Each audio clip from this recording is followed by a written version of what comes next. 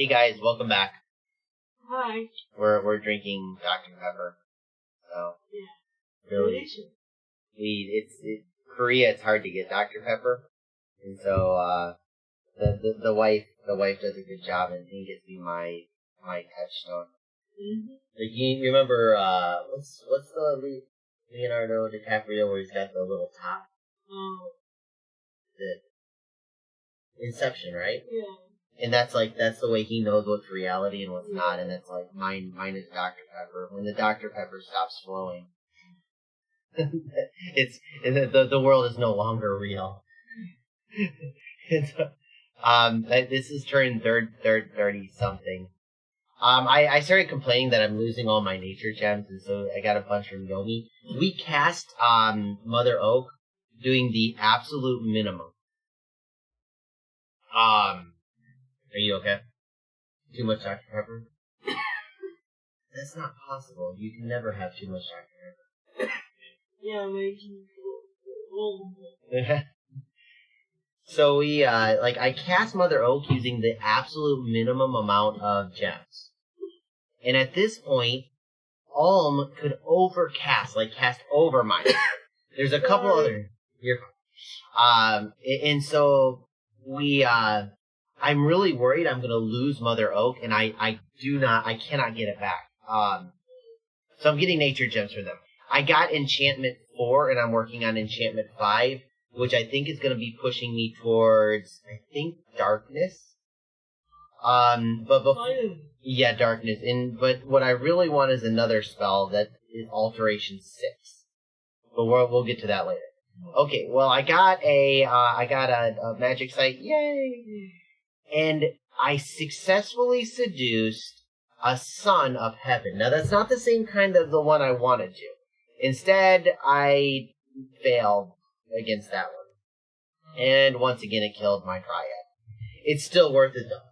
Even though I'm losing money, and these Dryads are expensive, the chance of getting one of those mages is so important that I'm willing to throw away money. I'm willing to throw away lots of money in order to get it.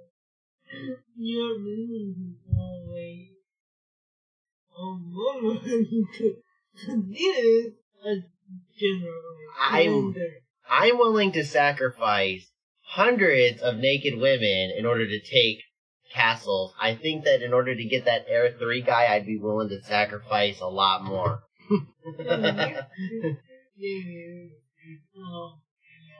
And that was one of the things when I first started, the idea of blood slaves were very, very offsetting to me. Yeah. And even to this point, it still does. And what I do is I roleplay it that we don't sacrifice human blood slaves, that we sacrifice, because there's other types of creatures in this, like lizardmen. So we sacrifice, lizardmen blood slaves and elf blood slaves. Elf blood slaves are always okay. What? They're more because they're elves. Elves are bad.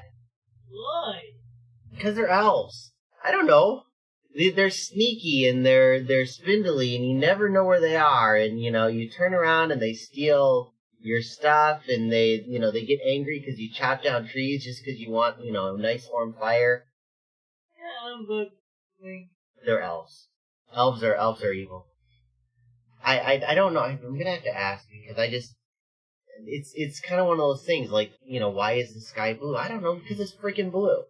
Why are elves bad? I don't know, just they're elves. There is a reason for sky. And I'm sure there's a reason why elves are bad. Well, I think it's very arguable. It's very arguable? Yeah. No. You're either an elf lover or an elf hater. And if you're an elf lover, well, I don't know. It's like a curse.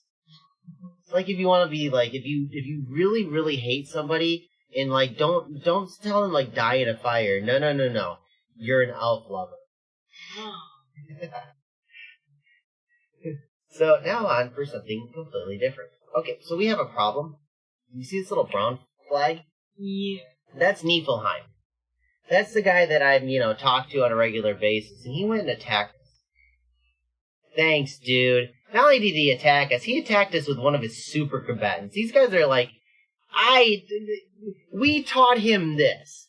we played Niflheim against him, and he saw our build. Only our build was better. Actually, no, he didn't steal the build.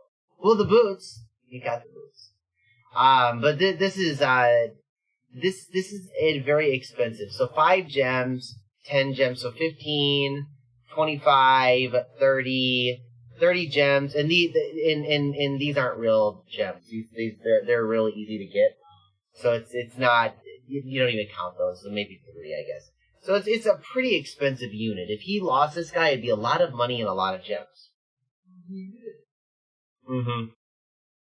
Oh yeah, he's not gonna lose it here. Not at all. So we lost a bunch of troops, and that really sucked. So, is it a violation? Oh, heck yeah, it's a very big violation of NAP, and we can't figure out what's going on. So we'll go into that in just a little bit. Oh, stink, okay. Okay, so Niflheim is now fighting against the forces of Rus. Okay, so let's go over what we have over here. Now, these guys right here are some of the coolest mages in the game. I love these guys.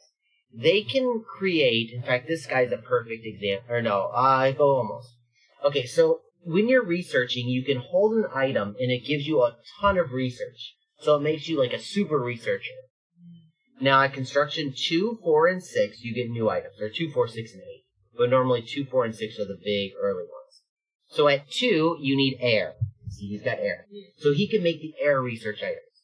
At 4, you need death. You see, he's got death. So he can make the death research items. And then some of them have got fire. And at research 6, you get fire. So these guys have the ability to make all the research items in the game. I get told, like, Yomi's not a very good researching nation. But they can make all the researching items. Now, I mean, granted, he doesn't want to make the death ones because he wants those death gems for Shikoma. But yeah. So the other thing that he's got are these really cool things called Konoha Tengu, and they're like flying demons. And these guys I love these guys, and they cost air gems, and instead of getting these guys, he's gonna swap, because he's gonna see this battle, and he's gonna see it as a failure. And I see it as a victory, so I want you to watch this battle. We're gonna watch these guys in specific, and I want you to tell me if they did a good job or a bad job. Okay, so also he's got these Daioni. Now this guy has a sword and some armor, and he's set up for killing. Same thing with this. This is a vine shield. When somebody hits him, it has a chance of, like, rooting them. And they can't attack, they can't do anything. It's a very, very valuable... It's a, kind of like a go-to for thugs. And so he can pretty much by himself kill unlimited troops. So all day he could have the little guys attacking him and he would just straight up win. Not against mages, and they do have mages. Okay, and then this guy has got nothing, meaning he's probably just going to make skeletons all day. I'm not exactly sure what these 3 guys are going to do. They're not really combat casters, in my opinion. On this side, he's got his oversized Great Bears, which have got a big damage, big attack, but low defense, low protection, and a lot of hit points. So they're going to die really fast, but they're going to deal a lot of damage too. In the back, he's got some pretty solid chaff. These guys deal pretty good damage. They've got good attack. So he's got a pretty good chaff wall here. And chaff being like normal units that are not magical. In the back, he's got a high level, this is the kind of guy that I just seduced. And in fact, he should have had another one. This is where I seduced it, so he's missing a mage. He's also got 2 of these Perkanoos that I want. Oh no, it's a Thunder Priest. Okay, so this is the guy that I really want. And then he's got another one. So if you see, all of them have got air magic. And so what's going to probably happen, I'm going to see real quick. So, Mist Form is the thing that makes it hard to hit. When you get hit, you only take 1 damage. And if you get 20 points of damage, then you still only take 1 point of damage, but it breaks. So if you get hit 70 times, and it's under 20 damage, you only take 70 damage. Whereas normally you would take like 70 times like 10 damage each, so 700. So it can effectively reduce your damage by 95%. And this is the spell that if I can do to all of my troops if I get an air 3. Well, that's what you need to line. The Maenads, remember the Maenads? If I put it on them and they take 1 point of damage, they get super angry, and oh, by the way, that guy that signed on, that's evil. They get super angry, they start dealing tons of damage, they get more, and so it's really, really good to put on my Maenads. It's amazing to put on my Maenads, so I really want this spell. Okay, so they cast Mistform on themselves for reasons. And I don't know why. Because they're not going to go fight anywhere. They're not going to take any damage. Yeah, you want to cast them on your chest. This guy made a little air elemental. Remember how he fought Alm and they had the big elementals? This guy only has a little elemental. And all you need for that, no, you need air 3. I take it back. So maybe he couldn't cast it. There's something called Storm. And Storm makes it where you can't fly, and you can empower your air, so you can move your air up 1. And then you can start casting lightning bolts, and they're more powerful. Now, there are some exceptions. In fact, these Tengu are an example where there's storm immunity. They can fly in a storm. So that's one reason that they're really cool. Okay, so let's see what else they're going to cast, because so far it's been kind of less lackluster.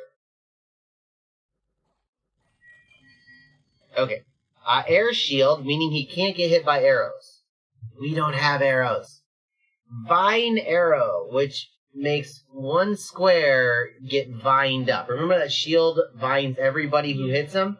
This vines 1, and then we got a sermon of courage, which makes their morale go up.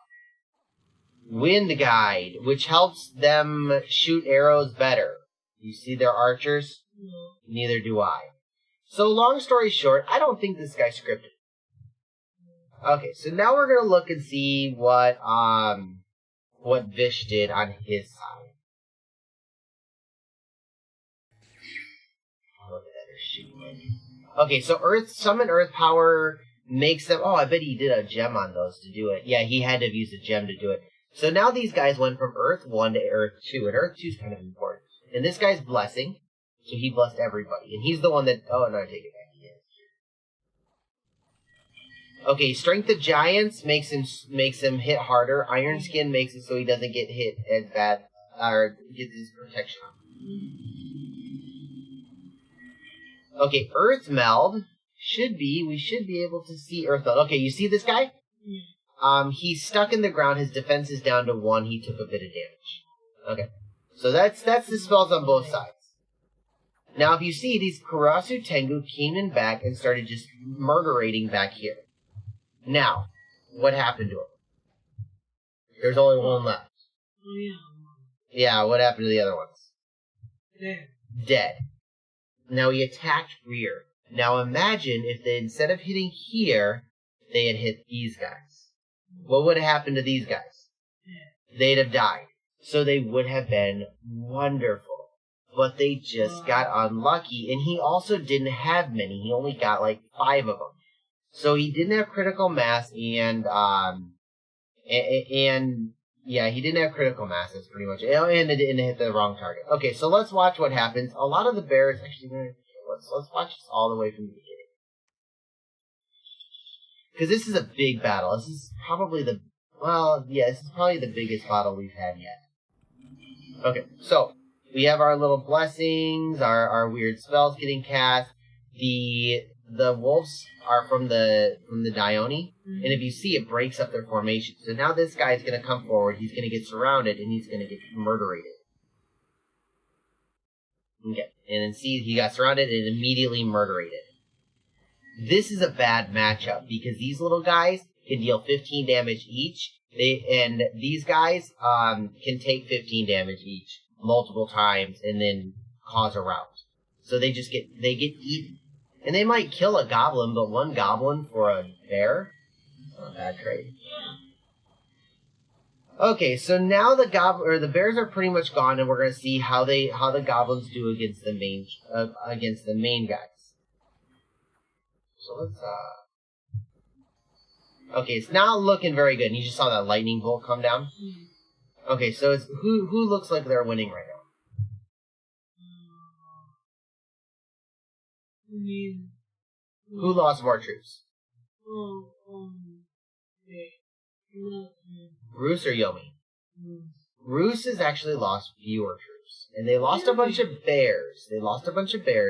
But the goblins are down to about 50% strength. In fact, they've lost so many, they're like, peace out, I'm getting the heck out of here. You know, some of them are. And if you see, they're still getting absolutely murderated.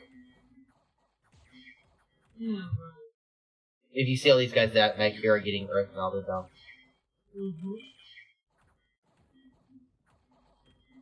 Okay. But remember how we have these Dione. These guys are actually really, really... Oh my goodness, what's going on here? Huh. This is interesting. Okay, so one reason... Oh, is because... Okay, so what ended up happening is it looked like, if you see, who's winning here? Roos or Yomi? Roos is winning. Yomi has... I mean, he still has this dude here. But they lost too many hit points, and because they lost so many hit points, they're running away. Now, I think the actual battle was a lot more one-sided, and I think that Yomi ended up just wrecking face. And I don't know why they didn't this time. It's really kind of interesting.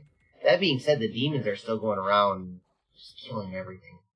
So let's see what ended up happening in the long run.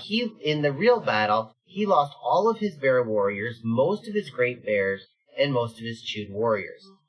I don't exactly know what the heck happened here because it says the Diones actually got in the fight, and I don't know why he didn't put his Diones up front and actually deal more damage with them, but oh well, it is what it is. But that was an absolute success. You know, 95 out of 132, that army is demolished. Okay, so now we are charging into Marverni's cap. And this is what's in Marverni's capital. is it you This is me, and this is Marverni. Now this is probably the biggest battle. This is gonna be bigger than Yomi because I have mages everywhere. Every single one of those like pure whites, like you see, like the awesome. Those are the mages. So these are all the mages that have like the gear that like the killy gear. I did. And then these ones right here, these are the Boar of Kernutz. And this is what makes Marverni amazing. Every single turn, they pump out, I think it's either like one or two or like a bunch of these little boars, these baby boars. And these baby boars are really big, they trample like elephants, and they're sacred. And you get one for free for every single one of these guys that you have. And so what you end up doing is just getting a ton of these. And every turn you get like 50 free boars. And that's how you win with Marverni. Not only that, but if you see, he's got like, these are all mages here. And these are all mages here. And this guy, unlike his Russian friend, is likely to script. So, I'm not going to go over too much because we've already seen the scripting on this end. The only difference is going to be that this guy's going to cast a bunch of Earth Might, make these guys stronger. Okay, that's about it. We've got a guy that can bless everybody at once, so we're good in that regard. He's even got a couple gems to help. What I do is he's got the gems so that at the end of this battle I can give them to other people. It was kind of a screw up. I should have moved them already. So let's see what Marverni does for their spells. Okay, so we got a bunch of Communion Masters, a bunch of Communion Slaves, and we're awakening tattoos, and they're just communioning up.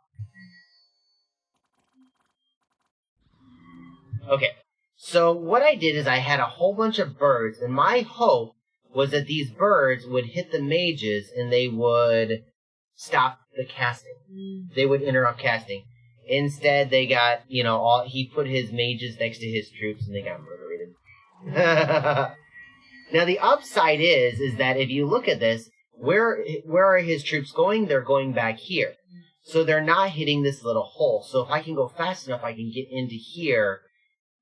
And because he's got so many mages, if we get stuck here, his mages can actually kill me. So it'll slow up the battle, and the mages will eventually win. So, Oh, no. Okay, so he has just cast Howl. So he's got Howl, that wolf spell that got me in big trouble last time. He's also casting Wooden Warriors, and what Wooden Warriors does, it makes their natural protection. Yeah, if you see, this guy's got natural protection of 10. So that's another really big spell. He's also getting Strength of Giant, so he's hitting harder. There's their little Howl caster that probably will kill about 3 guys. Okay, and he's starting to Mind Burn. That's the thing that you deal damage using your brain. And at this point, you look at all of his mages, like 141, a lot of them are starting to get really, really tired. And all of them, though.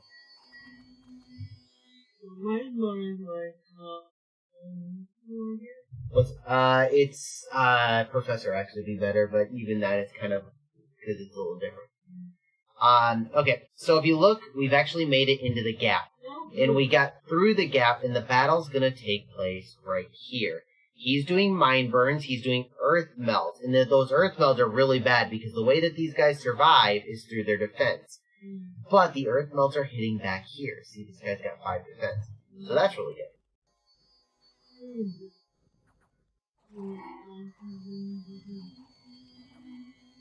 Okay. So at this point, we're starting to deal some serious damage, but we're getting held up. And if you see, these guys are getting Earth Melted, and they're taking damage, because the Earth Melt is really starting to hurt.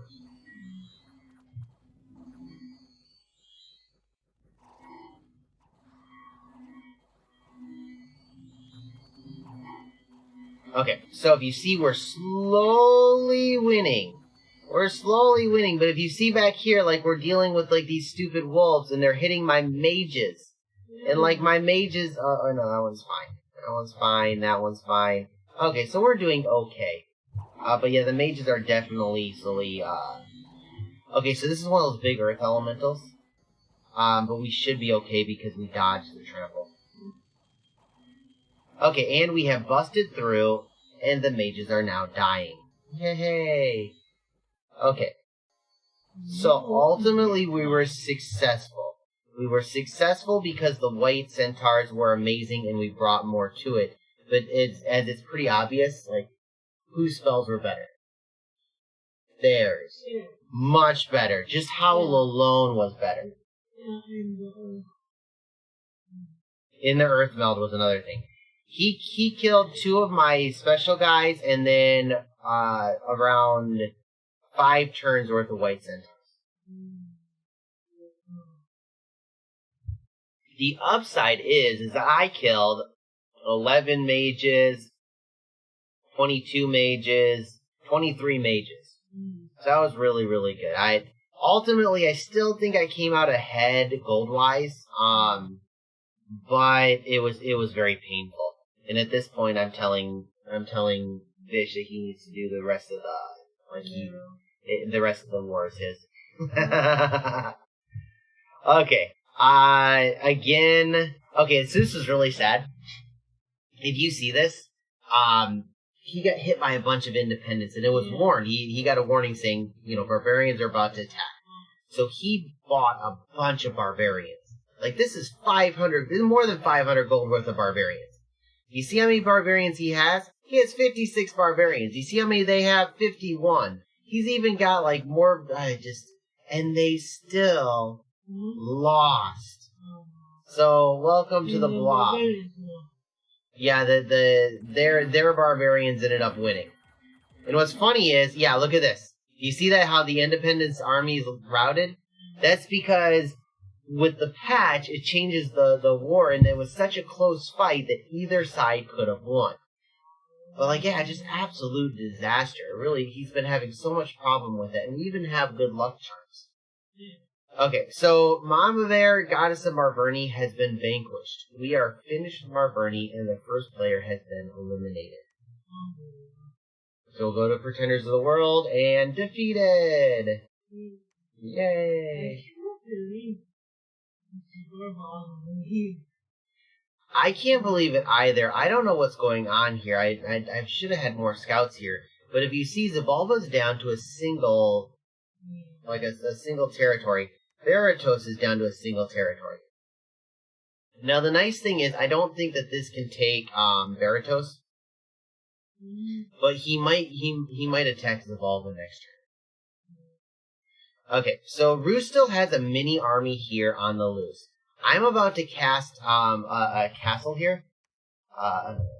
Cast ritual spell, throw fortress, and then there'll be another fort here next turn. So I'm not worried about him coming over and killing this at all. Other than that, Arcos Cephali, they're still on this fort, but it's not busted.